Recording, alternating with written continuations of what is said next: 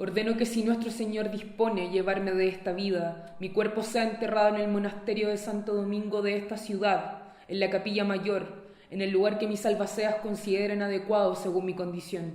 Ordeno también que el día de mi entierro se vista 24 indios pobres, a los hombres con manta y camiseta, y a las mujeres con yik y ayaxu, que son sus vestimentas tradicionales. Ellos deberán llevar antorchas encendidas delante de mi cuerpo, como es la costumbre. 21 de marzo de 1600, 425 años atrás. Beatriz Ñusta, última heredera legítima de la dinastía inca, muere en Lima. Este relato corresponde a su testamento, un registro histórico que por única vez nos da la oportunidad de escuchar su voz sin intermediarios. Este documento fue realizado 17 días antes de su muerte. Ella es Beatriz, junto con su marido Martín de Loyola. Detrás de ella están sus padres, Sayritupa y Cusihuarcay, y en el medio Tupac Amaru, su tío. Al otro lado está la hija de los dos, Lorenza Ñusta, con su marido Juan de Borja, y detrás el matrimonio de los dos en Madrid en 1611. En el medio están dos santos jesuitas, Ignacio de Loyola y Francisco de Borja. Esta composición entonces reúne en una misma superficie eventos que ocurrieron en diferentes tiempos y lugares, una obra que devela la conflictiva realidad de la América colonial. Según lo que sabemos, este conjunto de escenas fue pintado al menos 9 veces durante la época colonial por distintos artistas y con diferentes énfasis. De estas pinturas solo sobrevivieron 4. La más temprana fue creada casi 100 años después de la muerte de Beatriz y desde entonces decora la iglesia de la Compañía en Cusco. El cuadro que tenemos frente fue pintado más tarde, en 1718. Se trata de una composición ficticia impulsada por los jesuitas, pintada por artistas indígenas o mestizos que incorporaron sus propios mensajes. La compleja iconografía de este cuadro ha sido objeto de múltiples interpretaciones a lo largo de los años. Hoy les invito a explorar los hechos históricos documentados en diversos textos coloniales que nos relatan la vida de las personas representadas en esta pintura.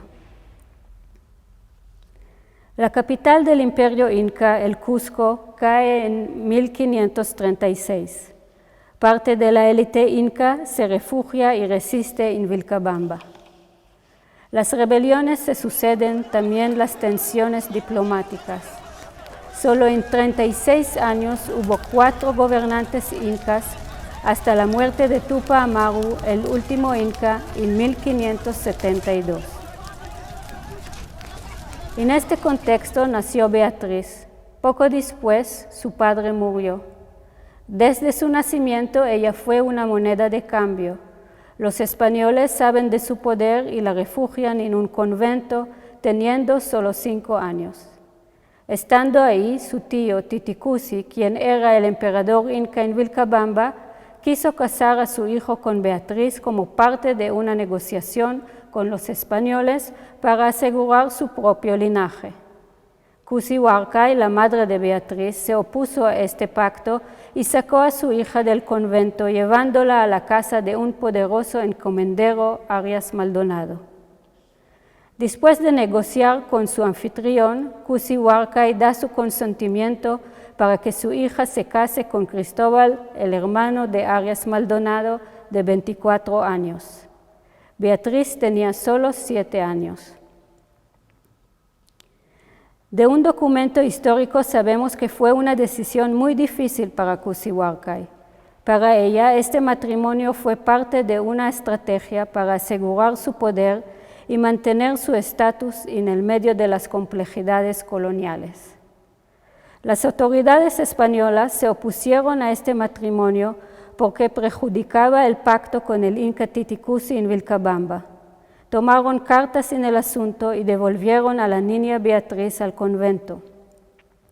Los hermanos Maldonados fueron apresados y luego de un juicio fueron expulsados a España y el matrimonio fue anulado a pesar de la insistencia de Cristóbal Maldonado de que el matrimonio había sido consumado. Beatriz tenía solo 7 años. 6 años después, el virrey Francisco de Toledo envía un grupo de soldados españoles a Vilcabamba para poner fin definitivamente a la resistencia inca. Entre ellos iba el capitán Martín de Loyola, quien captura al inca Tupac Amaru y lo lleva encadenado a Cusco en un humillante desfile de victoria.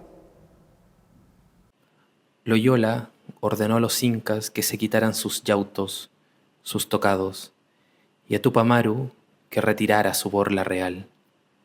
Este respondió a Loyola: ¿Quién es él?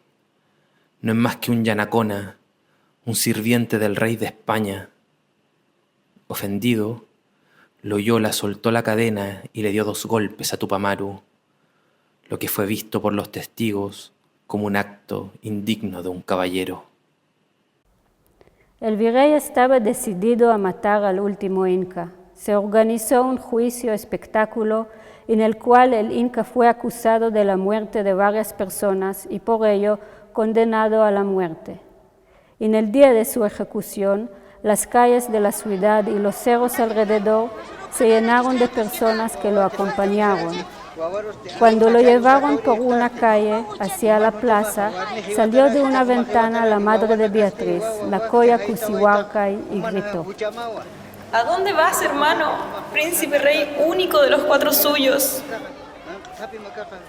El cronista indígena Felipe Huamanpoma de Ayala cuenta también sobre la muerte del Tupac Amaru. Todas las señoras principales y los indios del reino lloraron su muerte, y en toda la ciudad fue un gran lamento. Y al entierro salió toda la gente principal, las señoras y los indios principales y clerecía. Fue acompañado y enterrado en la iglesia mayor de Cusco. Martín de Loyola fue premiado por capturar al último inca. Su premio fue Beatriz Ñusta, la sobrina del recién asesinado inca. Beatriz tenía 15 años. En una carta de 1572, el virrey informa al rey de España que Martín de Loyola acepta este matrimonio. Holgó el dicho capitán Martín García de Loyola de desposarse con ella, aunque fuese india y de su traje, entendiendo que así como había hecho servicio a vuestra majestad de ser la principal parte del allanamiento de la provincia de Vilcabamba, quería también servir a vuestra majestad en casarse con esta india. En el mismo año, Martín de Loyola solicita al Consejo de Indias el permiso de añadir la imagen de la cabeza decapitada de Tupac Amaru, tío de Beatriz, en su escudo de armas, una solicitud que fue rechazada. Antes de que se formalizara el matrimonio entre Martín de Loyola y Beatriz Ñusta, en 1577, Cristóbal Maldonado vuelve a insistir sobre la legitimidad de su matrimonio y que por lo tanto ella no podría casarse con Loyola. Este argumento desencadenó un proceso legal que se resolvió una década después, anulando el compromiso y condenándola a un nuevo matrimonio. El año 1592, Loyola fue nombrado gobernador de Chile y viaja al país y se instala en Concepción para liderar el enfrentamiento contra los mapuche. Meses después lo sigue Beatriz. Sobre su viaje cuenta el cronista Diego Rosales. Por aquel tiempo llegó la Coya, esposa del gobernador. Cuando él partió hacia este reino, ella permaneció en Cusco, pero tras recibir su carta, pidiéndole que lo siguiera, emprendió el viaje de inmediato. Fue atendida por los indios de Cusco hasta Arica, donde se embarcó junto a don Alonso de Sotomayor y el oidor Merlo de la Fuente. Al llegar a Santiago, fueron recibidos con entusiasmo y poco después, ella continuó su viaje a Concepción en busca de su esposo.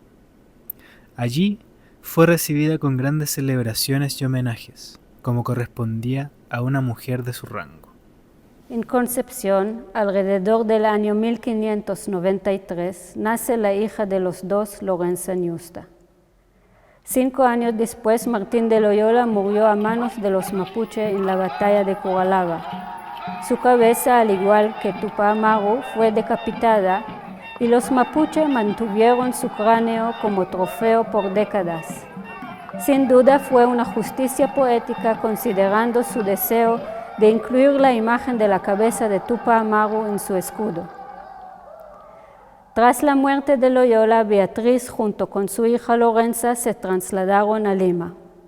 Ahí Beatriz, la última heredera legítima de la dinastía inca, fallece 2 años más tarde, el 21 de marzo de 1600, hace 425 años. Un siglo después de todos estos sucesos, se pintó este cuadro que representa la unión de Beatriz Ñusta y Martín de Loyola y la de su hija Lorenza Ñusta con su novio Juan de Borja. A la luz de todo lo dicho, ¿qué tienen en común la imagen de Beatriz y su historia que conocemos de los documentos históricos? No mucho, pero algo: la imposición del matrimonio.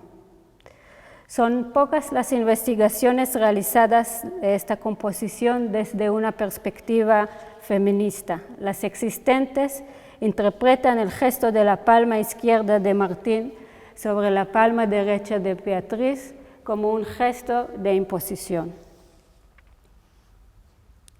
La historiadora del arte, Anna Fischek, basándose en el arte europeo de la época, sugiere que el gesto de un hombre agarrando la muñeca o la mano de una mujer simboliza la violencia sexual.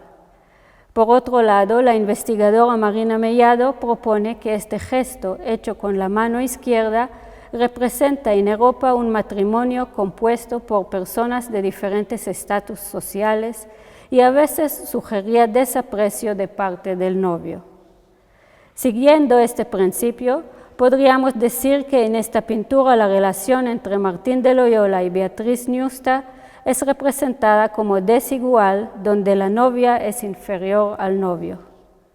Esta imposición podría implicar tanto violencia sexual como jerarquía social, todo ello desde una perspectiva europea, la cual fue fundamental en la conceptualización de esta iconografía por parte de los jesuitas. Sin embargo, también existe una lectura andina de este hito colonial plasmado en una placa metálica. En este caso, la ubicación de los novios cambia, y es Beatriz quien está a la derecha de Martín, imponiendo su palma izquierda sobre la palma derecha del novio. En otras palabras, para quienes crearon y utilizaron esta placa, era evidente que la Ñusta tenía rango superior del capitán español. Volviendo a la pintura, la imposición se manifiesta por medio de otros elementos iconográficos. En esta pintura, Martín de Loyola lleva una espada, lo que posiblemente enfatiza su éxito militar al derrotar la última resistencia inca en Vilcabamba, y con ello se puso fin al imperio inca. Pero más aún, como señala Fischek, en el arte europeo de la época, la espada equiparaba al falo, y en esta pintura podemos ver que la espada pasa entre las piernas de Martín y la empuñadura está direccionada a la vagina de Beatriz.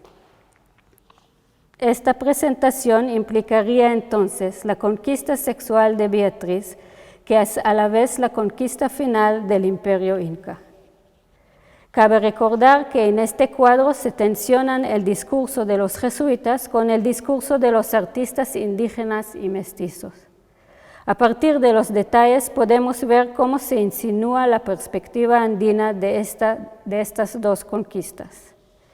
En el cuadro, Beatriz se representa casi sin ningún gesto voluntario, solo uno muy pequeño y sutil, donde ella apunta con su dedo a una flor que forma parte del patrón de su vestimenta, de su axo.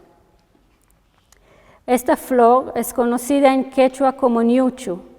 En el arte colonial, esta flor se asocia exclusivamente con los incas y simboliza su imperio. Por lo tanto, la figura de Beatriz, señalando a esta flor, comunica información acerca de su identidad de noble inca. En el sistema simbólico andino, flores tienen asociaciones sexuales relacionadas con la feminidad y la fertilidad. De igual manera, la espada como la lanza en el mismo sistema simbólico andino están relacionados con la sexualidad masculina. Es decir, la misma figura pictórica de Beatriz señala a través de la flor ñuchu la conquista de su propio cuerpo y la conquista del imperio inca.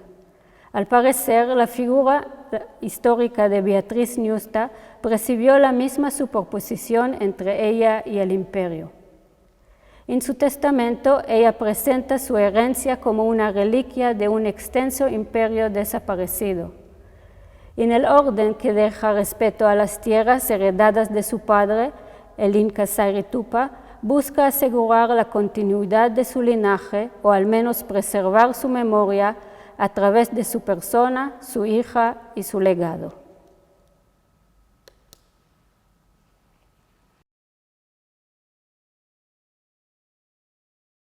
Tierras en el valle de Urubamba, en un lugar llamado Quispehuanca, en Cusco. Estos bienes los heredé de mi padre y mis abuelos. Por esta razón, quiero y dispongo que nunca sean vendidos, sino que permanezcan siempre en posesión de mi hija, en memoria de mi linaje y su antigüedad. Tanto malakate jana chayko la wachka nisqani